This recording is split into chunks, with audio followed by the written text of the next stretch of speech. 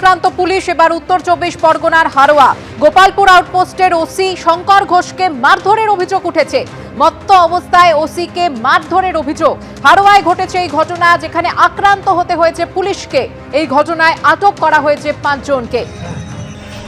ফের পুলিশের আক্রান্ত হওয়ার ঘটনা। এবার উত্তর 24 পরগনার হারোয়া গোপালপুর আউটপোস্টের ওসি শঙ্কর ঘোষকে মারধরের অভিযোগ উঠেছে। ইতিমধ্যে 5 জনকে আটক করা হয়েছে এই ঘটনায়। ঠিক কি হয়েছিল জানবো, বিস্তারিত কথা বলে নেব আমাদের প্রতিনিধি সমীরণ পালের সঙ্গে। সমীরণ, দেখো সুপর্ণা, গতকাল রাতে হারোয়া থানার অন্তর্গত গোপালপুর আউটপোস্টের অফিসার ইনচার্জ শঙ্কর ঘোষ তিনি তখন বাইকে করে যাচ্ছিলেন। সেই সময় গোপালপুর এলাকাতে একটি ঘটনা ঘটে এবং কয়েকজন শ্মশান যাত্রী মত্ত অবস্থায় ফিরছিলেন। তাদের সঙ্গে একটি বাইকের ধাক্কা লাগে বচসা হয় এবং সেই সময় তারা বাইক আরোহীকে মারধর করছিলেন। ঠিক তার পেছনেই মোটর বাইকে করে আসছিলেন শঙ্কর ঘোষ, তিনি ফাঁড়িতে যাওয়ার জন্য, এবং সেই সময় বাইক আরোহীকে মারছে দেখে তিনি তাকে বাঁচাতে যান।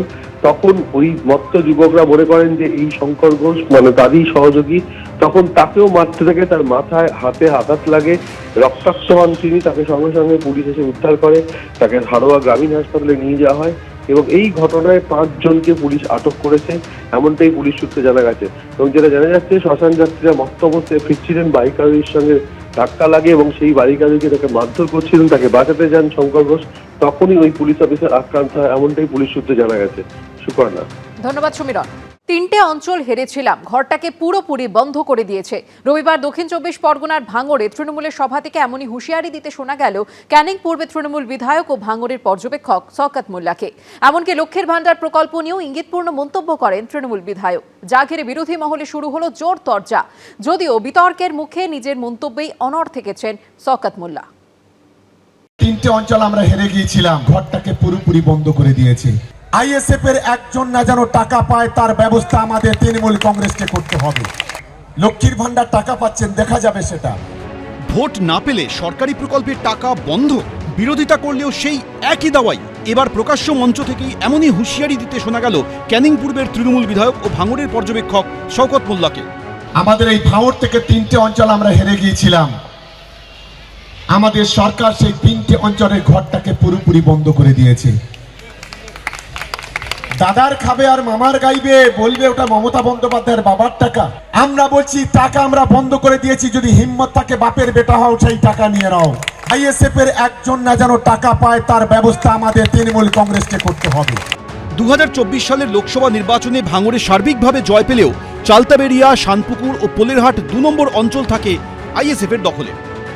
স্থানীয় সূত্রে দাবি, রবিবার ভাঙড়ের প্রাণগঞ্জ এলাকায় তৃণমূলের সভা থেকে সেই 3টি অঞ্চলের কথাই উল্লেখ করেন শওকত মোল্লা। প্রকাশ্য সভা থেকে শওকত মোল্লা যখন এই হুঁশিয়ারি দিচ্ছেন, তখন ভাঙড়ের এক বাসিন্দার মুখে শোনা গেল বাংলার বাড়ি না পাওয়ার অভিযোগ। বাড়ি পাচ্ছে না, শওকত মোল্লা বলছে যে তোমার যারা আইসেফ করে তাদের ঘর হবে না। আমরা কোনো পার্টি মাটি করিনি। লক্ষ্মীর ভান্ডার তৃণমূল আমলের অন্যতম জনপ্রিয় প্রকল্প।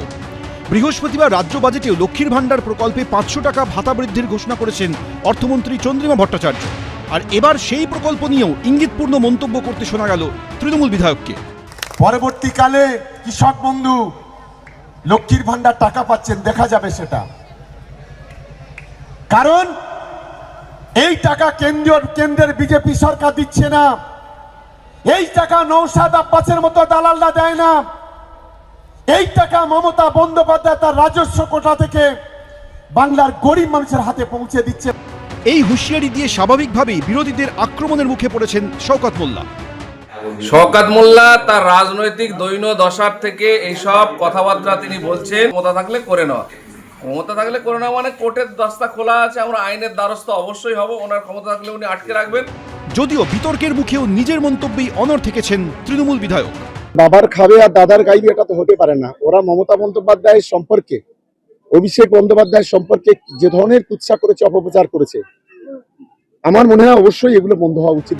সাধারণ মানুষের করের টাকায় বিভিন্ন প্রকল্প চালু করে রাজ্য সরকার, অথচ সেই প্রকল্পের সুবিধা পেতে গেলে আবার অনেক সময় হুমকির মুখে পড়তে হয় সেই সাধারণ মানুষকে। রঞ্জিত হালদার, হিন্দোল দে, শিবাশিস মৌলিক, এবিপি আনন্দ। এবিপি আনন্দ, এগিয়ে থাকে, এগিয়ে রাখে।